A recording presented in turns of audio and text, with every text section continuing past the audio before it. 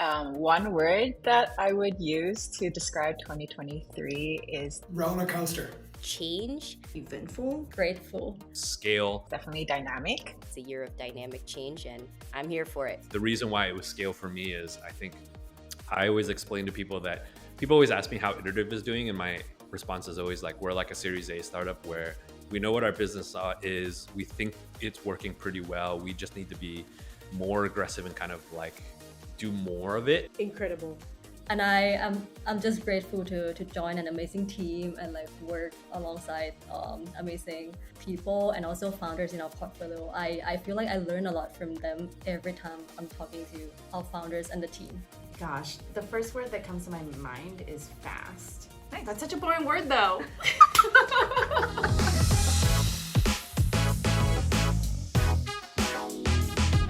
Brian and I, we're doing an end of the year 2023 video, and Brian and I thought it would be good for us to kind of get on and talk a little bit about reflecting on 2023 and what we're looking for 2024 and what we're excited about. Brian, mine was in-person orientation, primarily because it was something I've always wanted to have happen for a long time, and so it was cool to see it happen. And I think the response was super good. I think within like the first day, we were like, yeah, we should do this for every single batch. And I think it was one of those moments for me where I'm like, oh, this is kind of like why we started this and kind of do this kind of thing. It was just cool to see a bunch of founders get together for a couple of days and like how quickly they became friends and how quickly they started just like helping each other. It was very fulfilling for me, kind of like personally. I really like the in-person orientation too, but one of the things I'm proudest of this year is building a very, very good team internally. We spent so much time basically interviewing more people and trying to figure out kind of like what's the right mix of people and skills and competencies for our entire team. And I think we've landed in a really good place. So definitely upgraded team. I wouldn't call us A+ yet. Maybe we're A-. No, B+. I feel like your Asian parentness needs to come out a little bit more. Okay, fine. The team is good and it's great. But we always kind of, I think Brian and I always strive for kind of like more and better and stuff, right? So this not a kind of like critique of the team, which you're going to hear about in the rest of this video, are great. When we did in-person orientation, so again, back to the waterfall thing, there was this period where it was like we had a recruiting application deadline and was like hustling really hard to that. Then we moved into the investments and I took a bunch of final interviews.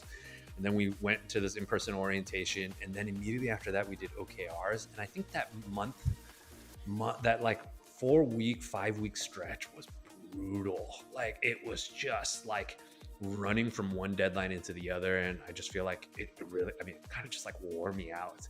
I think that part to me was just like, it was grueling.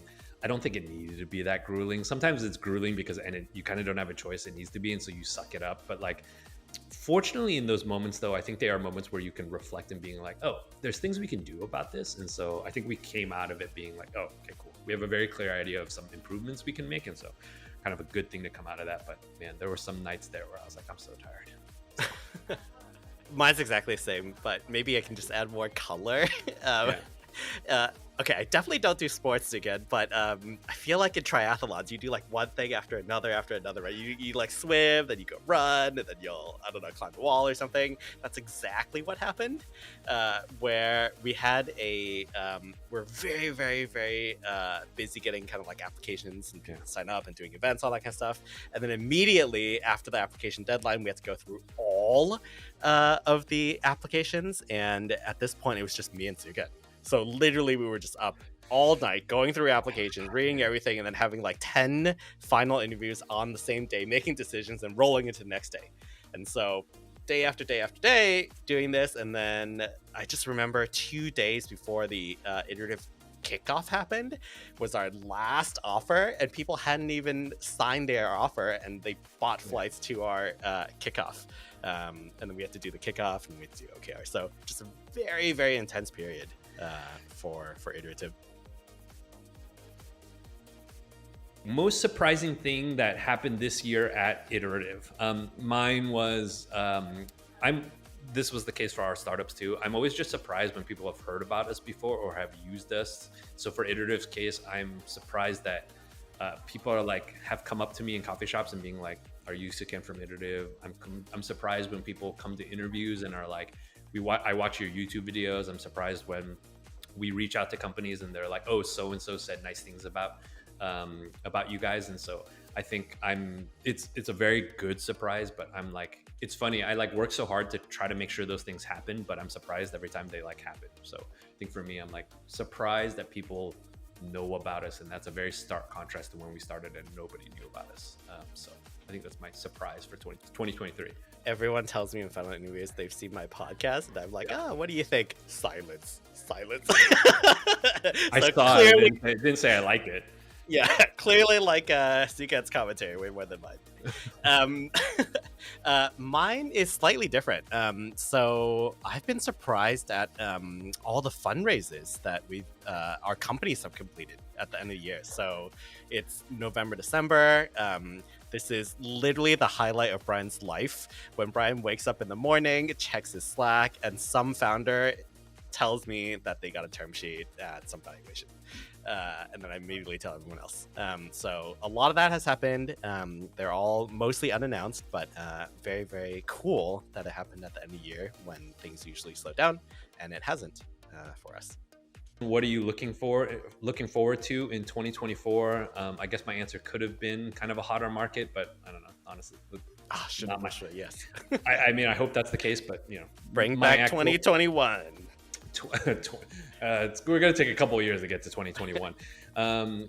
My answer here was kind of building out more of the iterative team for 2024. And so I think that works in two ways, is kind of bringing more people onto the team. If you're watching this, you probably like Iterative, I hope, on kind of like some level. And so if you would like to work at Iterative, you should apply to one of our jobs. And then the other part of it is working with kind of the existing team to kind of help them kind of be more autonomous and kind of more efficient and that kind of stuff. And so I think you and I are on the same page about this. Iterative only goes as far as kind of the like team that works on Iterative. That team extends beyond just you and I. And so the best way to kind of for Iterative to do more and help more founders is we've got to build a really good team that can kind of do that. And so that's what I'm looking forward to in 2024. What about you? 2024. I'm looking forward to nailing down Fund 3. So every 2 years or so, Brian needs to go and raise another fund. 2024 is likely going to be that. So lots of plane rides, lots of getting people to give us money, all of that in the service of making more investments, building a team so that we can help everyone else grow. So we'll turn it over to the team and you guys can kind of meet more of the team. I think it's the first time a lot of the team is going to be on video and stuff. So you can meet more of the team. They can talk about what they're working on. Quick rundown of the teams here. We have 4 teams. The first team is a recruiting team. They are in charge of getting to know all of you. They are the ones working on this video. And their whole job is to find more founders to kind of invest in and get them to apply to Iterative. There's an investments team that is focused on deciding whether we should invest in a company or not. There's a founders team, which is in charge of helping all of the founders we invest in. And then there's a 4th team, which is kind of an internal organization team that is about LP fundraising, finance, and kind of like hiring and all of that kind of stuff. So I think you'll hear from each of the 4 teams. Our recruiting team, we want to talk to as many founders as possible. We literally have kind of a metric that is like trying to figure out how many founders there are in Southeast Asia and how many we talk to. And so one of the things we care a lot about is we want to talk to as many founders as possible. And then we want to also encourage people to become founders. And that's a lot of the work that the recruiting team does. Melissa will share more how exactly we do that and what new things we're going to do in 2024. The recruiting team focuses on making entrepreneurship more accessible to more people in Southeast Asia. One of the more obvious ways that we do this is through our accelerator program, which you'll hear about from Sylvia. But the program is a way for us to provide targeted support to a group of founders over the course of 3 months. The program is great. That's obviously biased, but we believe that it's great and provides a lot of value. Our founders have told us it provides a lot of value as well, but it is limited in the number of startups and founders that we can reach within any given batch.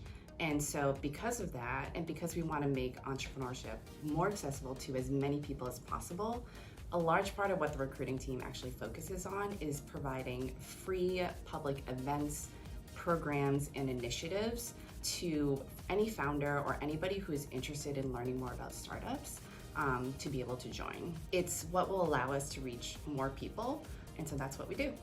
So some of the things that we've done in the past, to give you an example of what this actually looks like and what our team works on, is a few weeks ago we wrapped up our validation program. So this was a 4-week masterclass on how to validate a startup idea. We had over 100 founders and other participants who are interested in learning more about validation and what this actually looks like participate. And through the course of these 4 weeks, these founders learned more about our validation framework.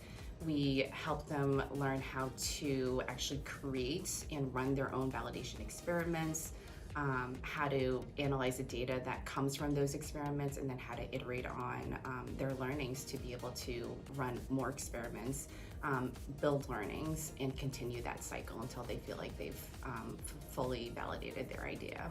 Another thing we did earlier this year is we launched C-Checks.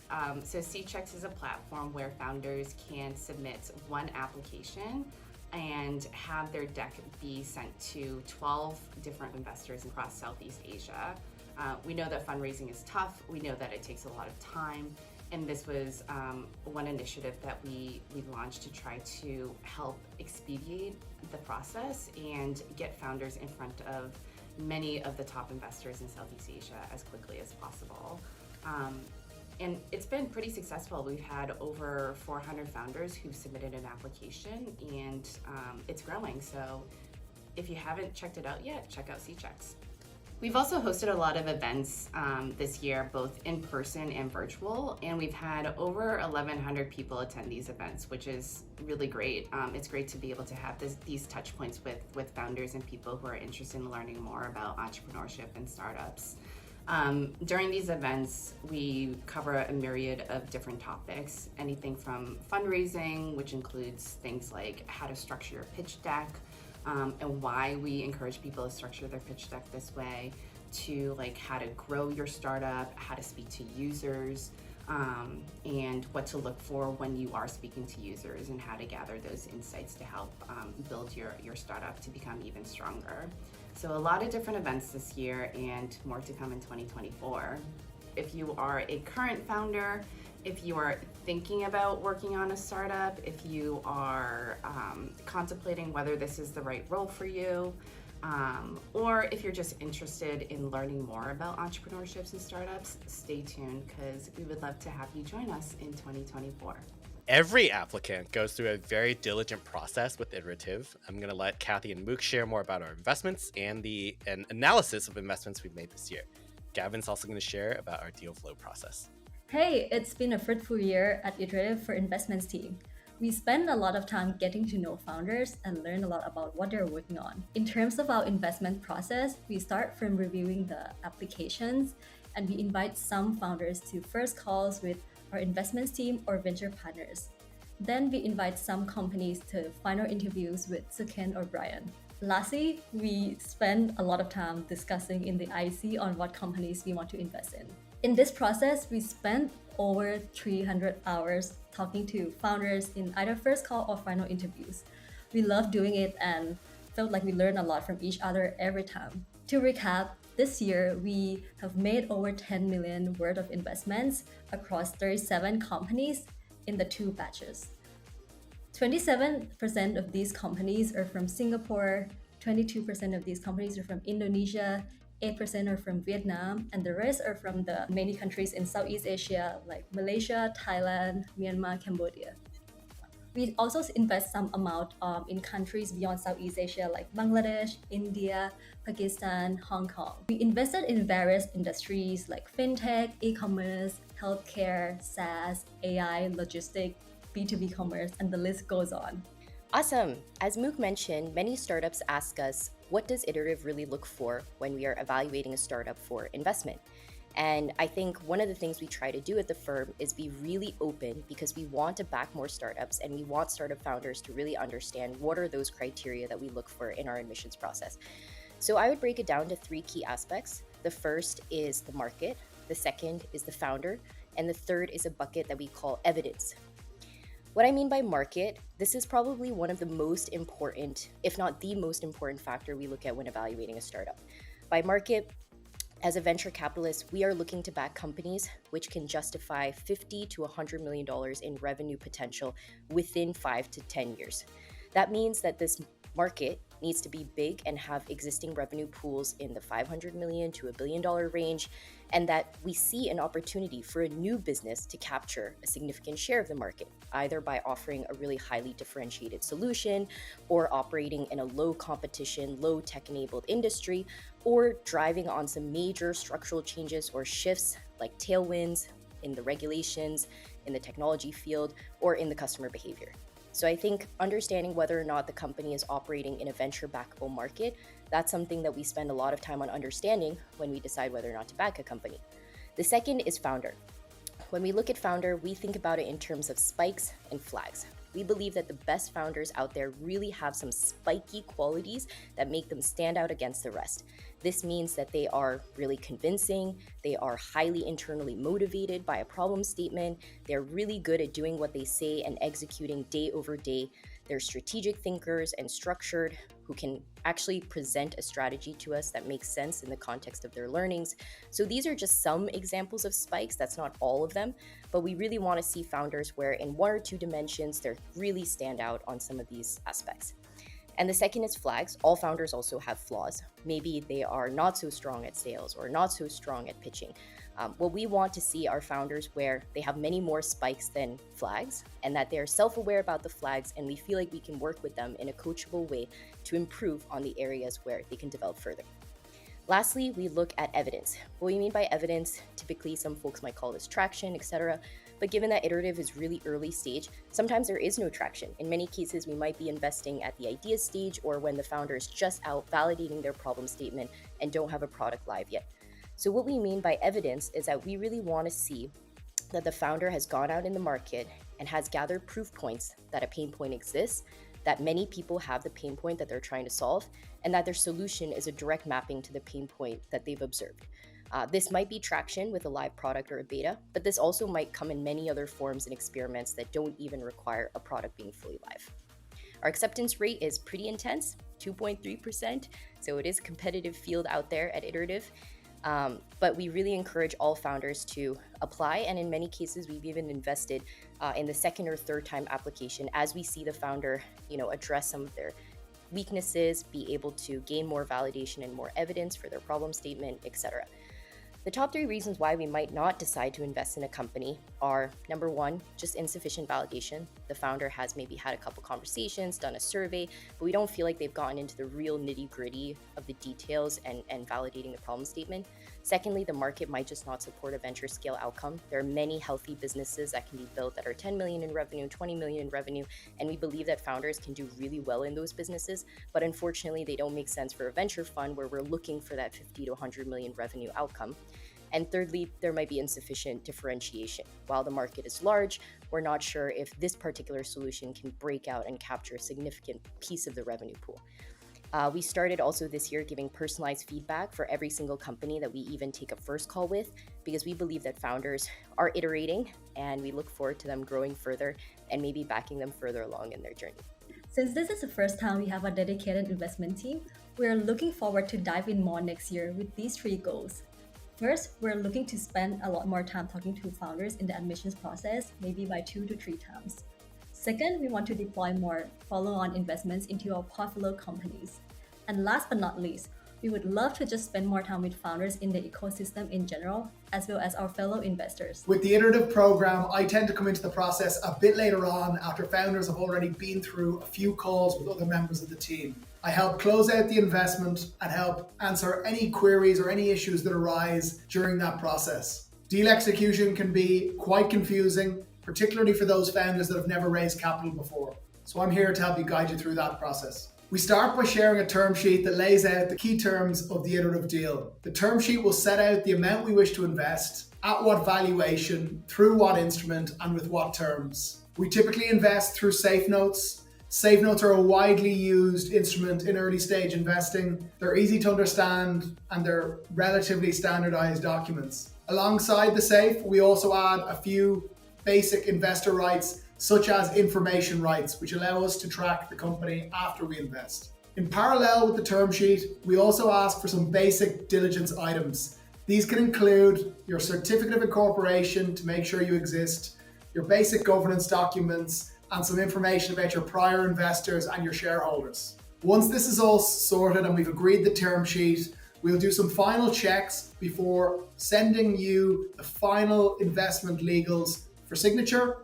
And after that, we will proceed to wire you the funding into your company bank account. With the paperwork then out of the way, you will be introduced to our amazing founders team. The founders team will help integrate you into the iterative community so that you can get the most out of it, and also help to find ways that the iterative team can help you in building your business. Founders are our biggest priority, and we're excited to have someone dedicated to supporting founders after they graduated. Not only do we have someone dedicated to it, we have an entire team dedicated to supporting founders after they graduate and as part of the program. But I'll let Sylvia kind of talk more about it. Hi. So this year has been an eventful year at Iterative's founders team with multiple initiatives across the community to support our growing portfolio of founders. First up, we ran 2 cohorts of companies through our accelerator program this year. But for the first time this year, we ran an in-person orientation with the summer 2023 batch. We hosted about 40 founders in Bali for 4 days, where founders had their first office hours with their visiting partners in person. Historically, our program was completely online, and the in-person orientation was an experiment we've always wanted to run. One of the feedback that encouraged us was that founders most appreciated the safe space to connect and learn from each other during the in-person orientation. We were incredibly encouraged by the turnout and the positive feedback from both founders and visiting partners that we will be kicking off all batches in person moving forward. After the in-person orientation, the rest of the program will be online. During the 3 months program, the companies are paired with visiting partners who are former founders to work with them weekly on a one-on-one basis to overcome their most pressing challenges. Each visiting partner are paired with less than 5 companies to ensure the companies are getting dedicated time and support for their unique challenges. This year, we were joined by Tessa Vijaya, COO of Zendit, as a visiting partner, Sean Lowe, who was the co-founder of Better, a $6 billion company in the US, as well as 8 other amazing visiting partners who have all been successful founders building companies across Southeast Asia and Silicon Valley.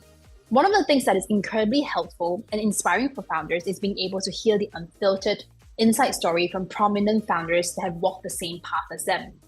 This year, we hosted speakers such as Craig Seroy, CEO of Carousel, and Eddie Kim, co-founder and CTO of Gusto, a $10 billion payroll and payments platform, to share their founders' journey with our founders. At Iterative, we always say that the 3 months program is an orientation to the Iterative community, where the support doesn't stop when you graduate from the 3 months program. One of the areas we've been doubling down on supporting our founders this year post-program is fundraising. Fundraising is always difficult, but this year in particular has been challenging, with total VC funding in Southeast Asia declining by 25% in H1 2023, according to Tech in Asia. Nonetheless, strong founders are still successfully raising, and we've been supporting our founders in this regard. One of the challenges of fundraising, especially if you're a first-time founder, is not knowing how to get your foot through the door and who to connect with. To support our founders, on top of running workshops on fundraising and creating community events to allow founders to learn from other founders who have successfully fundraised, we've also launched an investor database with over 1,000 investors to connect our founders to.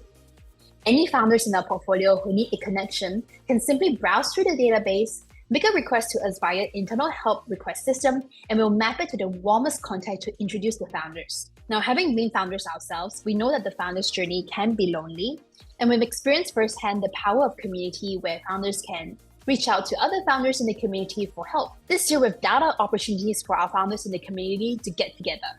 We started a ritual of founders from the previous batch hosting graduation drinks for the current batch. We hosted co-working days with founders, and we got active and organized hikes for founders as well. I'd like to take this opportunity to thank all the founders in our portfolio for letting us work with you and for being a part of our community. In 2024, we are excited to continue our efforts to create more opportunities for founders in our community to connect, learn from each other, as well as launching initiatives to support our founders across fundraising, hiring, and any other areas we know as top of mind for founders. Building an A-plus team is one of our biggest goals inside Iterative. I think it's something that you guys don't see very often. And so Mariah's going to talk more about how we bring together a very strong team, what our company values are, and tips for the interview process. A little bit about me. I joined the Iterative family sometime in February 2023, and let me tell you, it has been an incredible journey so far. I'm excited to give you all a glimpse into what we look for in candidates who join our team. So some quick stats upon us. We are a team of 11. And since I joined the team, we've added 5 more new team members, and we're actively hiring as we want to scale the support and help more founders in Southeast Asia. I think what makes Iterative unique is our core values. We have 4 core values, and let me share more on 2 of them. Now, something that we're fond of saying at Iterative is that we hire people because they can get the answer, not because they know the answer. We typically look for candidates with a growth mindset, someone who is highly curious and ready to learn anything and everything to get the job done. Whether it's stretching your existing skills or diving into completely new ones, having a growth mindset is one of the important driving forces behind our success. This is a core part of our very first value, iterate or die. We take this quite seriously. Ship early, get continuous feedback, and boldly experiment. It is not just a phrase, it's our way of life. It's the heartbeat of Iterative. Iterate, if not, we will die. Now, our next value is we believe that empathy is our competitive advantage. What that means is our success depends on our ability to empathize with other people in the organization and the community. Our customers are our founders, which is why we typically look for candidates who were founders previously or who could have worked in startups before. To be clear, this is a nice to have and not a must have. A question I always get from candidates is, how do I stand out? This year alone, we've had a total of 2,300 applicants apply across these positions. How do you stand out amongst the 2,300 applications? Prep, prep, and prep. I cannot emphasize the importance of prepping before the call, reading the JD again, going through our team page, checking out our social content, and coming prepared with questions. Now, when you're answering questions, consider weaving in our company's values. Showcasing how your own values align with ours through specific examples or stories will really help highlight your fit within our team. It's a great way to not just demonstrate your skills, but also your shared commitment to what you stand for as a team. I'm super excited for 2024 because we'll be expanding the team even more. Head over to our careers page to look through roles that we're hiring for. And if you don't see anything that fits, we have an open applications role. I hope you apply!